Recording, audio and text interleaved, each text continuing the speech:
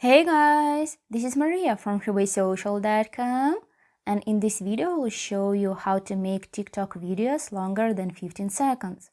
Recently, TikTok users were allowed to share 15-second videos only, but now they can post videos of 60 seconds. Follow these steps and you will find out how you can do it. Log into your TikTok account and tap the plus button on the main toolbar. Once the camera screen opens, find the 60 seconds option at the bottom of the screen and click on it. When you're ready to start recording, simply click on the button.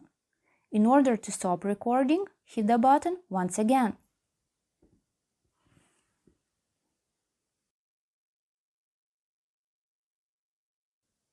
After that, press on the checkmark button.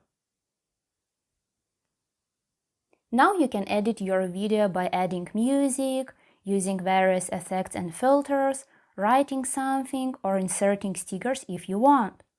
Once your video is ready, tap the next button in the bottom right corner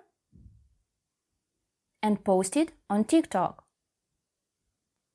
That's it! I hope this guide was helpful and you were able to make TikTok videos longer than 15 seconds. Don't forget to like this video and visit us at freewaysocial.com.